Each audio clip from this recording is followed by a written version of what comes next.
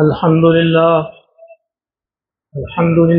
نحمده ونستعينه ونستغفره ونؤمن به ونتوكل عليه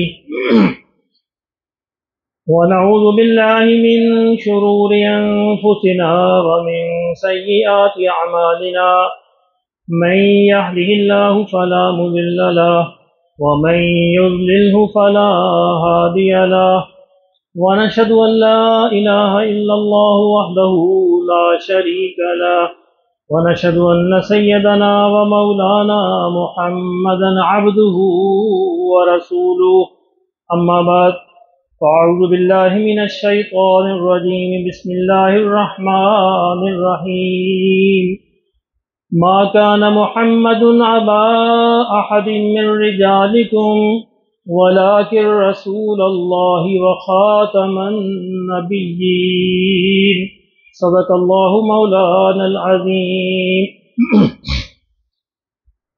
قدم قدم پہ برکتیں نفس نفس پہ رحمتیں قدم قدم پہ برکتیں نفس نفس پہ رحمتیں جہاں جہاں سے وہ شفیع آسیاں گزر گیا جہاں نظر نہیں پڑی وہی ہے رات آج تک وہی وہی سحر ہوئی جہاں جہاں گزر گیا۔ حضرات محترم، اللہ رب العزت کا لاکھ لاکھ احسان ہے کہ اللہ نے آقا دو عالم صلی اللہ علیہ وسلم کی امت میں پیدا فرمایا۔ میں نے ہزارہ بار اس بات کا ذکر کیا کہ اللہ رب العزت کبھی احسان نہیں جتلاتے۔ ہمارا ذرہ ذرہ، ہمارا لمحہ لمحہ، ہمارا پل پل، ہمارا سانس سانس اللہ کا محتاج، لیکن اللہ نے اپنی کسی نعمت کا احسان نہیں جتلایا۔ لیکن جب میرے حضور کی باری آئی تو اللہ نے فرمایا لَقَدْ مَنَّ اللَّهُ عَلَى الْمُؤْمِنِينَ، میں نے مومنین پر احسان فرمایا اِذْ بَعَثَ فِيهِمْ رَسُولًا مِّنْهُمْ، کہ جب میں نے انہی میں سے ایک رسول مبعوث فرمایا۔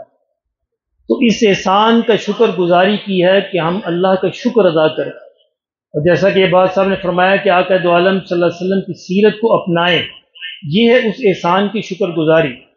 میں نے جو آیت کریمہ آپ کے سامنے تلاوت کی ہے یہاں بھی لکھی ہوئی ہے، یہ وہ اعزاز ہے جو آقا دو عالم صلی اللہ علیہ وسلم کا سب سے بڑا اعزاز ہے۔ یعنی حضور صلی اللہ علیہ وسلم سید الانبیاء، آپ امام الانبیاء، بے شمار اعزازات، لیکن ختم نبوت کا جو تاج آپ کے سر پہ سجایا گیا یہ حضور کی سب سے بڑا اعزاز ہے۔ آج میں نے اسی کے بارے میں دو باتیں صرف آپ سے عرض کرنی ہے۔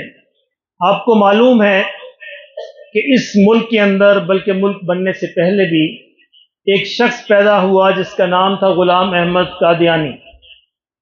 قادیان میں پیدا ہوا اور اس نے 1901 میں نبوت کا دعویٰ کیا، 1908 میں مر گیا۔ اب عجیب بات یہ ہوئی کہ اس کی جو ماننے والے ہیں وہ کلمہ بھی پڑھتے ہیں، نماز بھی ہماری طرح پڑھتے ہیں، روزہ بھی رکھتے ہیں، زکوٰۃ بھی دیتے ہیں، حج پہ تو جانے نہیں دیتے ورنہ وہ کام بھی کر لیں، یعنی بظاہر ان کے سارے اعمال ہمارے جیسے ہیں۔ اب مسلمانوں کو یہ سمجھ نہیں آتی کہ غیر مسلم کیوں ہیں، بس یہ سمجھانا مقصود ہے کہ جن کو قادیانی کہا جاتا ہے وہ آخر غیر مسلم کیوں ہیں، وہ مسلمان کیوں نہیں۔ آپ دیکھیں دو بوتلیں آپ کے سامنے پڑی ہوں، ایک بوتل میں روح افزا ہو، ایک بوتل میں شراب ہو، تو ظاہر روح افزا جائز ہے اور شراب جو ناجائز ہے۔ قادیانیوں نے کیا کیا کہ اپنی شراب کی بوتل پر روح افزا کا لیبل لگا دیا۔ یہ مسئلہ ہے اصل میں، یعنی قادیانی اگر اپنے آپ کو مسلمان الگ سے مان لیں، الگ سے امت مان لیں، الگ ہو جائیں، تو ہمیں ان سے کوئی جھگڑا نہیں ہے، ہمارا ان سے کوئی جھگڑا نہیں ہے۔ وہ ٹھیک ہے جس طرح عیسائی رہتے ہیں، وہ ہندو رہتے ہیں، سکھ رہتے ہیں، وہ بھی رہیں، لیکن وہ کہتے ہیں کہ اصل مسلمان ہم ہیں۔ مسئلہ یہ ہے، یعنی قادیانیوں کا کہنا یہ ہے کہ اصل مسلمان ہم ہیں، یہ باقی سارے کافر ہیں، یہ جو باقی سارے ہیں یہ کافر ہیں۔ اچھا یہ بات اصل مسلمانوں کو سمجھ نہیں آتی۔ مجھے یاد پڑتا ہے، آپ کو معلوم ہے کہ 15-20 برس گزرے میرے ابو ظہبی کے اندر، تو وہاں پہ جو میرے کولیگ تھے وہ MA MSc PhD MPhil یعنی بڑے پڑھے لکھے، ایک دن اس بات پہ بحث چل پڑی کہ ہمیں سمجھ نہیں آتا کہ آخر نئے نبی کی ضرورت کیوں نہیں۔ آپ بھی ذرا سمجھیے کہ نئے نبی کی ضرورت کیوں نہیں ہے۔ حضور صلی اللہ علیہ وسلم کے سر پر ختم نبوت کا تاج سجایا گیا، آخر کیوں؟ آج بھی ساری برائیاں موجود ہیں، آج بھی مسائل موجود ہیں، آج بھی لوگوں کو ہدایت کی ضرورت ہے، تو آخر نئے نبی کی ضرورت کیوں نہیں؟ تو خدا کے واسطے اس بات کو پلے باندھیے، نئے نبی کی ضرورت تب ہوتی ہے جب پچھلے نبی کی ساری تعلیمات مٹ جائیں، ختم ہو جائیں، یاد نہ رہیں، محو ہو جائیں۔ ایسا ہوتا رہا ہزاروں سال کی جو انبیاء کی تاریخ ہے کہ پچھلے نبی کی ساری تعلیمات ختم ہو گئیں، مٹ گئیں، اللہ نے نیا نبی بھیجا، نئی تعلیمات دے کر۔ پہلی وجہ یہ ہوتی ہے کہ جب پچھلے نبی کی ساری تعلیمات مٹ جائیں، ختم ہو جائیں، تو اللہ نیا نبی بھیجتے ہیں۔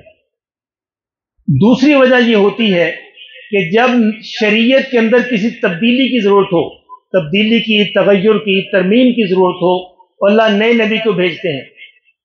تیسری وجہ یہ ہوتی ہے کہ جب نیا نبی کی، پچھلے نبی جو آتے تھے کسی خاص قوم کے لیے، کسی خاص شہر کے لیے، کسی خاص قبیلے کے لیے آتے تھے، جب کسی اور قبیلے، کسی اور شہر کی طرف بھیجنا ہو تو نئے نبی کی ضرورت ہوتی ہے۔ اور چوتھی وجہ یہ ہوتی ہے کہ بعض اوقات ایک نیا نبی پچھلے نبی کی مدد کے لیے آتے ہیں، جیسے ہارون علیہ السلام ہے موسیٰ علیہ السلام کی مدد کے لیے، یحییٰ علیہ السلام ہے عیسیٰ علیہ السلام کی مدد کے لیے۔ تو یہ چار وجوہات ہوتی ہیں۔ پہلی وجہ، پچھلے نبی کی ساری تعلیمات ختم ہو جائیں، تو حضور صلی اللہ علیہ وسلم کی ساری تعلیمات محفوظ ہیں، قرآن مجید ہمارے پاس محفوظ ہے، اس لیے کسی نئے نبی کی ضرورت نہیں۔ دوسری وجہ یہ ہوتی ہے کہ شریعت میں کسی تبدیلی، تغیر، ترمیم کی ضرورت ہو، لیکن اللہ کے اس اعلان کے بعد کہ الیوم اکملت لکم دینکم واتممت علیکم نعمتی ورضیت لکم الاسلام دینا، شریعت میں کسی تبدیلی، ترمیم، تغیر کی ضرورت نہیں، تو وہ وجہ بھی موجود نہیں۔ تیسری وجہ کہ نبی کسی قوم، خاص قبیلے، کسی خاص قوم، خاص شہر کی طرف آتے ہیں، وہ وجہ بھی ختم ہو گئی۔ اللہ نے حضور کو کافۃ للناس، ساری انسانیت کے لیے بھیج دیا، وہ وجہ بھی موجود نہیں۔ چوتھی وجہ یہ ہوتی ہے کہ نبی کسی دوسرے نبی کی مدد کے لیے آتے ہیں، تو نبی تو خود سید الانبیاء ہے، امام الانبیاء ہے، انہیں کسی نئے نبی کی مدد کی ضرورت نہیں، اس لیے یہ وجہ بھی موجود نہیں۔ تو اب بتائیے کسی نئے نبی کی ضرورت ہے؟ چونکہ کوئی وجہ اب موجود نہیں رہی، اس لیے اس بات کو سمجھ لیجیے۔ آپ کو یہ مغالطہ ڈالا جائے گا کہ جی بھی نئے نبی کی ضرورت کیوں نہیں، برائیاں موجود ہیں، ہدایت کی ضرورت ہے، اسے نیا نبی آنا چاہیے، کیونکہ چاروں شرطوں میں سے کوئی ایک شرط بھی موجود نہیں، اس لیے نئے نبی کی ضرورت نہیں۔ دوسرا مغالطہ یہ ڈالا جائے گا کہ دیکھیں یہ تو سارے انبیاء کو مانتے ہیں، یہ حضور صلی اللہ علیہ وسلم کو بھی مانتے ہیں، ان کی بھی تعظیم کرتے ہیں، تو اس لیے پھر یہ مسلمانوں سے کیسے نکل گئے؟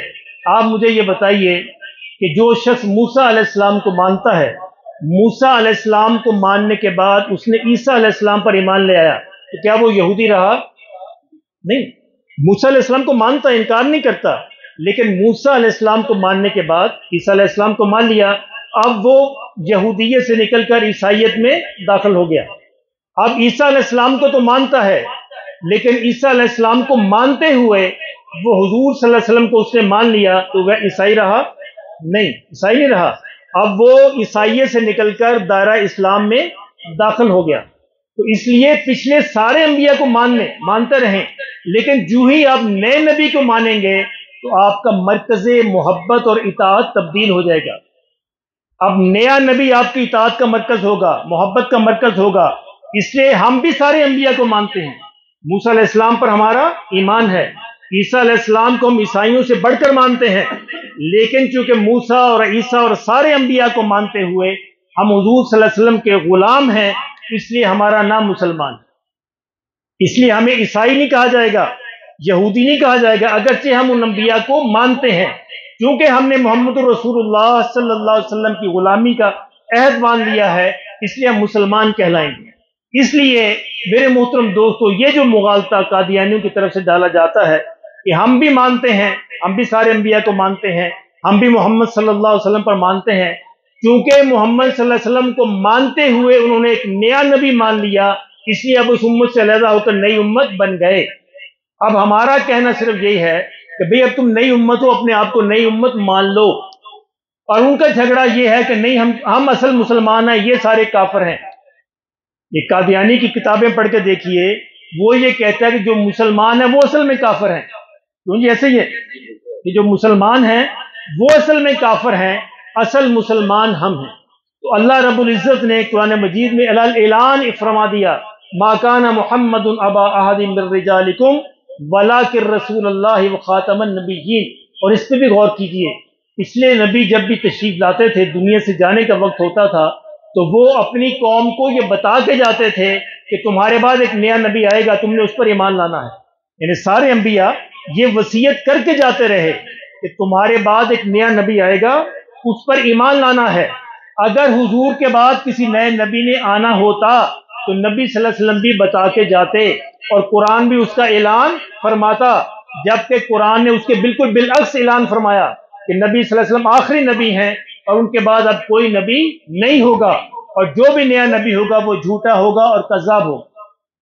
کیوں جی، کوئی مسئلہ سمجھ آیا؟ قادیانی کیوں غیر مسلم ہیں؟ اس لیے کہ انہوں نے نبی صلی اللہ علیہ وسلم کو ماننا کوئی مسئلہ نہیں ہے، مانتے ہوئے ایک نیا نبی مان لیا، انہوں نے الگ پیو بنا لیا نا، سمجھ آیا نا؟ جب پیو ہی الگ ہو گیا تو پھر تو ہماری امت میں نہ رہے، باپ الگ ہو گیا، تو ہم تو غلام ہیں آقا دو عالم صلی اللہ علیہ وسلم۔ اس کے بعد جو بھی کسی کو مانے گا یا ماننے کا خیال بھی دل میں لائے گا تو وہ حضور کی امت سے کٹ جائے گا۔ یہ آپ کو معلوم ہے کہ سن 53 میں ایک بڑی مشہور تحریک چلی، 10,000 مسلمان شہید ہوئے۔ اس کے بعد حکومت نے ایک کمیشن بٹھایا، ایک عدالتی کمیشن بیٹھا، لمبی تحقیق ہوئی، اس میں سارے مسلمان بھی پیش ہوئے، دوسرے بھی پیش ہوئے۔ قاضی احسان احمد شجاع آبادی رحمۃ اللہ علیہ وہ بھی اس عدالت میں پیش ہوئے۔ مسلمانوں کا ایک اعتراض یہ تھا، اس پہ بھی ذرا غور کیجیے، مسلمانوں کا ایک اعتراض یہ تھا کہ ہمیں دکھ پہنچتا ہے قادیانیوں سے، کیونکہ وہ مرزے کی بیٹی کو سیدۃ النساء کہتے ہیں۔ سیدۃ النساء، اللہ اکبر، اللہ ہمارے حال پر فرمائے، جو کہ سیدہ فاطمہ کا لقب ہے۔ وہ مرزے کے ساتھیوں کو صحابی کہتے ہیں، اور ہمیں اس سے تکلیف پہنچتی ہے کہ مرزے کے جو مردود جو ہیں وہ لوگ وہ صحابی، اور مرزے کی بیٹی سیدۃ النساء، ہم یہ کیسے تسلیم کر لیں؟ ہمیں تکلیف پہنچتی ہے۔ تو جج نے کہا، قادیانی نواز تھا، اس نے کہا اس میں کون سا مسئلہ ہے؟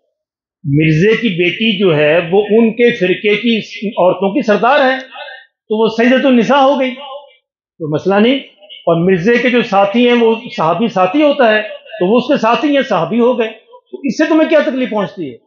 تو قاضی احسان احمد شجاع آبادی کھڑے ہوئے، انہوں نے کہا کہ جج صاحب میری ایک درخواست سن لیں۔ میری درخواست یہ ہے کہ میں شجاع آباد کا رہنے والا ہوں، اور شجاع آباد میں ہمارے ہاں کچھ قبیلے رہتے ہیں جو غیر مسلم بھی ہیں، دیہاتی ہیں، بدو ہیں، جو خانہ بدوش جو ہوتے ہیں وہ ایسے ہیں۔